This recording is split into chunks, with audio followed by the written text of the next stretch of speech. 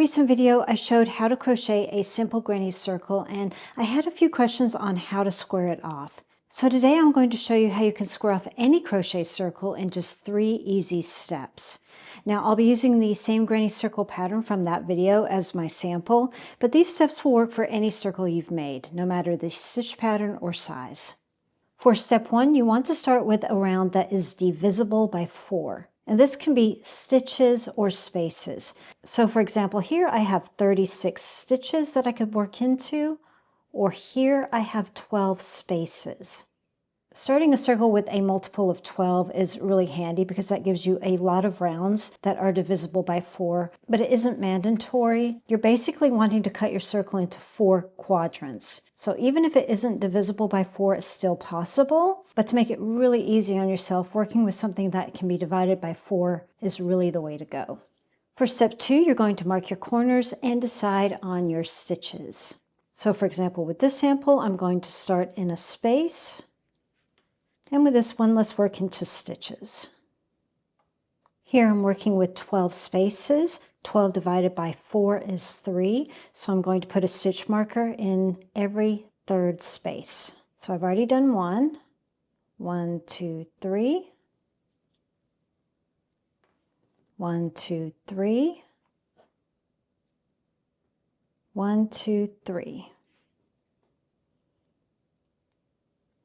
And for this round, I have 36 stitches. 36 divided by 4 is 9. So I have a stitch marker in every 9th stitch.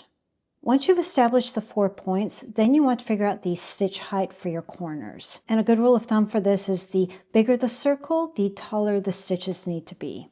So for small ones like this, you can probably start with double crochets. And then as it starts to get a little bit bigger, moving up to trebles, double trebles, and so on.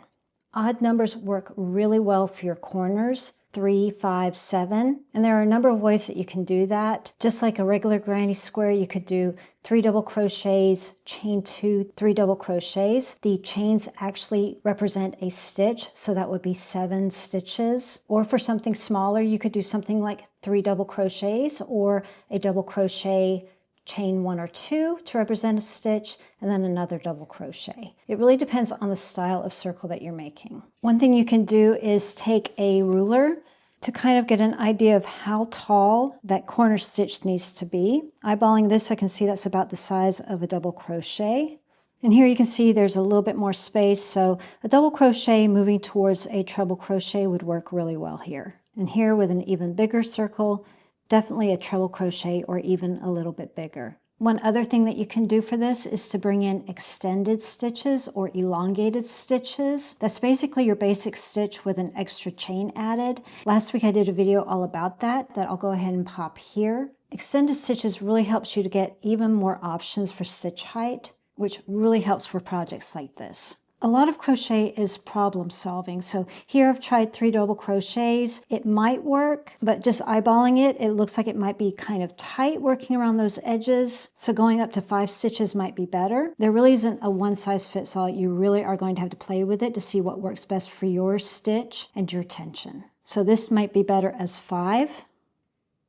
So I'm going to do 2 double crochets, a chain 1, and 2 double crochets. Even a chain 2 would work. I just want to make sure I have plenty of room to get around that corner.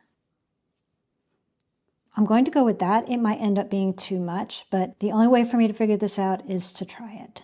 For this bigger circle, I did treble crochets. That's 3 trebles, chain 2, 3 trebles, giving me a total of 7 stitches. Remember, the chains count as a stitch. Once you've figured out your corners and your stitch height, now it's time to move on to step 3, which is to work your sides. And again, when it's smaller, the bend is a little bit easier to work with, but as it gets bigger, that bend is a little bit deeper, so you may need to vary those stitch heights.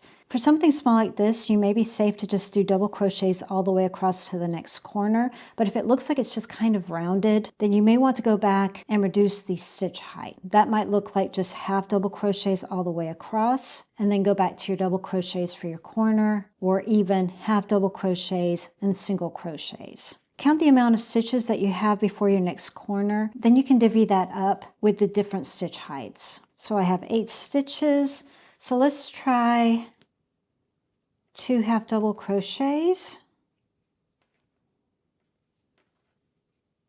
4 singles,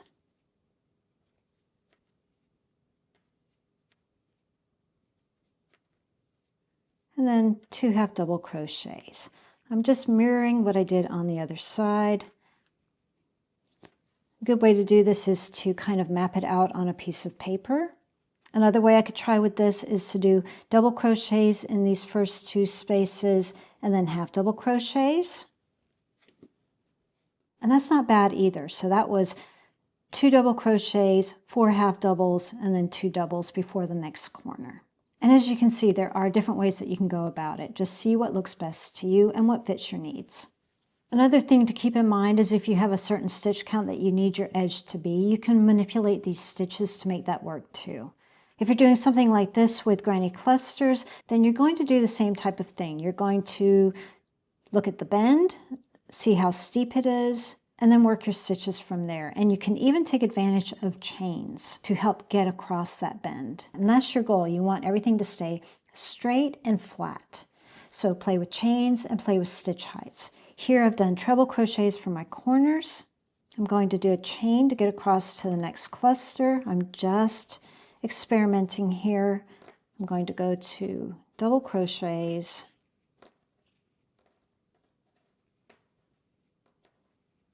for my clusters and see how that looks. And that looks like it's going to work pretty well. A quick tip here, if you don't like doing treble crochets, extended double crochets looks really good and is easier to do. Go as if you're doing a regular double crochet, yarn over hook, go in, pull through. Instead of doing the double crochet, pull through the first loop and then do your double crochet like you normally would. That's going to give you a closer height to a treble crochet without all the fuss. As you can see, it's not quite as big as a treble crochet, but it still gives a really nice height to your stitches. But for here, I will stick with regular treble crochets. And that looks pretty good to me. Now, if you wanted this to look a little bit tighter, then I would just omit those chains. Another thing you can do to help these get a little bit more square on the edges here or at the points, you can add 3 chains instead of 2. See what works best for you. Here I'm playing with a bigger circle and I'm experimenting. I've got extended treble crochets for my clusters in the corners. I did trebles here and here with just regular double crochet clusters here on the side.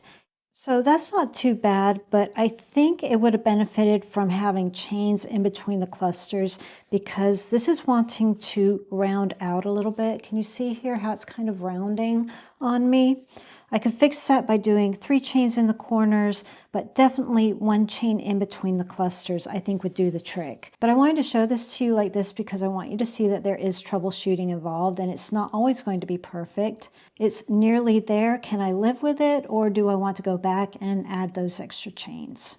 But I think you have a good idea of what's going on here. It's just those 3 simple steps. Divide your circle into 4, create your corners, straighten out your sides, done. Well, I hope you enjoyed the video, and if you did, a like is always appreciated. If you'd like to learn more about this circle pattern or about extended stitches, I'll go ahead and place the videos here. Thanks for watching, and I'll see you in the next video.